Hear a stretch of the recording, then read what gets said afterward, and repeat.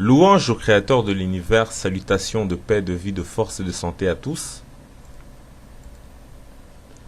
Après avoir comparé le nom en hiéroglyphe, selon la tradition en lingala, qui dit Nkombo, et selon l'égyptologie qui dit reine, pour encore davantage vérifier l'exactitude de la tradition, on va regarder maintenant les occurrences du signe hiéroglyphique de la bouche, mais dans d'autres utilisations que pour désigner le nom, pour voir s'il y a une cohérence, s'il y a une logique.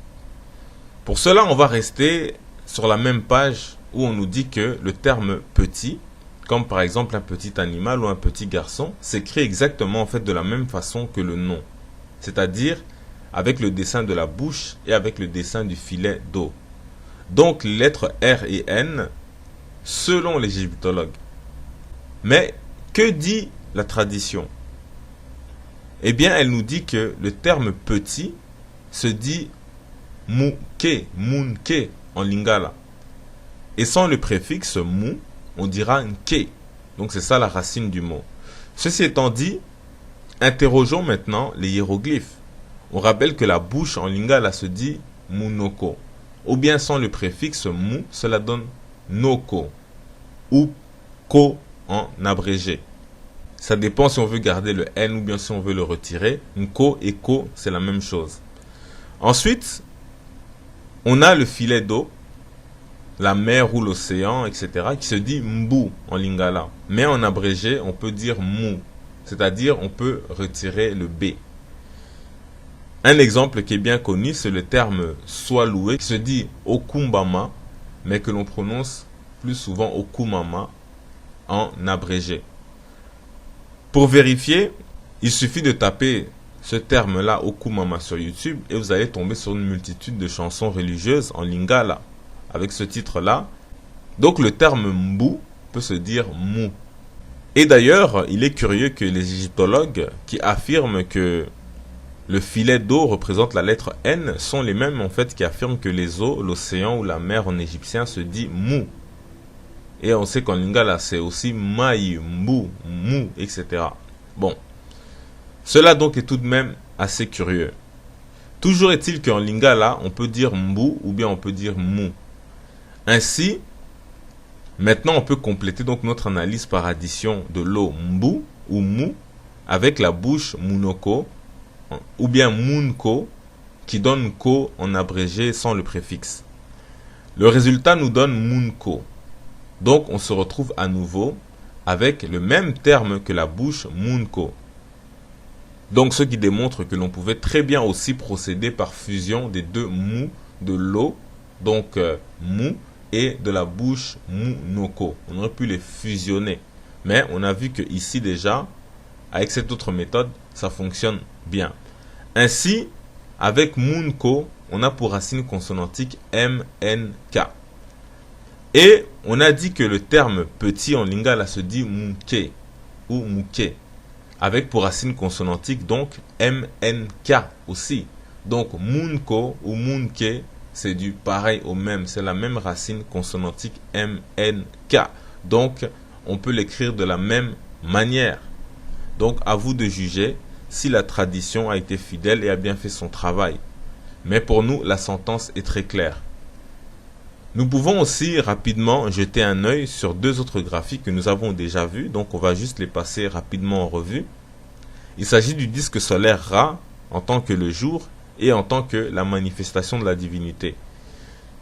Et que constatons-nous en hiéroglyphe? Nous retrouvons en fait la bouche accompagnée d'un bras et en déterminatif, nous avons en fait le disque solaire. Les égyptologues en fait disent qu'on doit lire Ra et que ça signifie donc le jour. En lingala, le jour se dit mukolo. Donc, pour le signe de la bouche, on va dire monoko. Et pour le bras, en lingala, on dit loboko. Munoko, loboko. En abrégé, pour la bouche, monoko, on peut dire monko ou moko. Donc, on peut faire sauter le N de nko. Donc, moko, monko, etc. C'est pareil.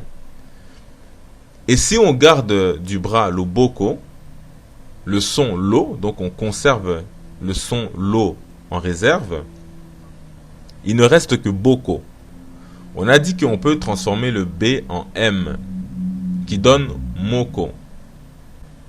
En abrégé pour la bouche monoko, on peut dire monko ou moko, parce qu'on peut enlever le N. Et si on garde en fait du bras le boko, le son lo, donc ça, on prend le lo, on le met en réserve, il ne reste que boko.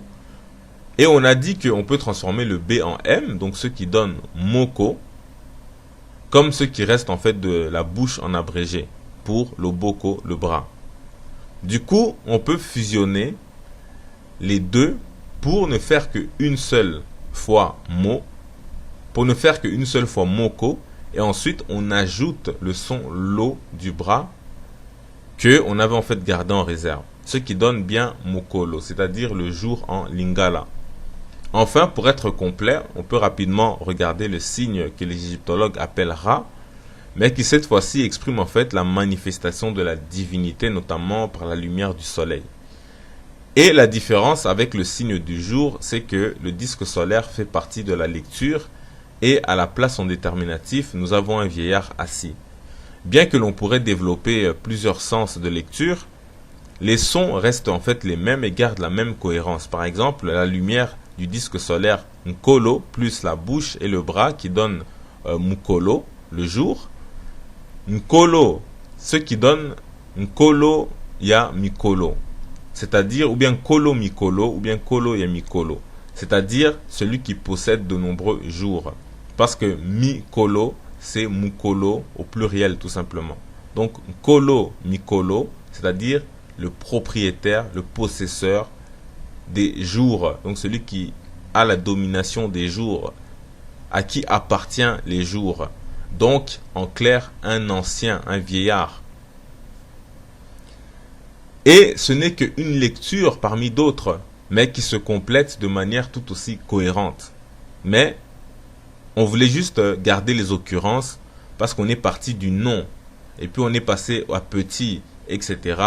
Donc, ça sert à rien de tout passer en revue. Or, il se trouve que ici, le déterminatif, on a dit que c'est un vieillard assis. En lingala, le vieillard, l'ancêtre, l'aîné, etc. se dit mukolo. Ou bien on peut dire encore kulutu. Ou encore nkoko. Et il se trouve que dans kulutu, le tout, en fait, peut faire office de suffixe. Donc, ce qu'on ajoute à la fin. Si on l'enlève, il ne reste qu'un kulu. Ou nkolo. Donc, on est toujours dans les nko. De même avec mukolo. Avec Mukolo, l'aîné, qui est pareil que Mukolo, le jour.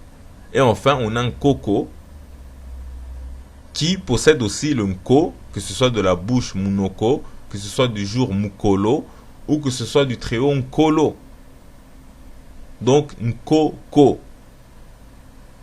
Ainsi, donc, vous avez vu toute la cohérence, toute la logique, toute la pertinence.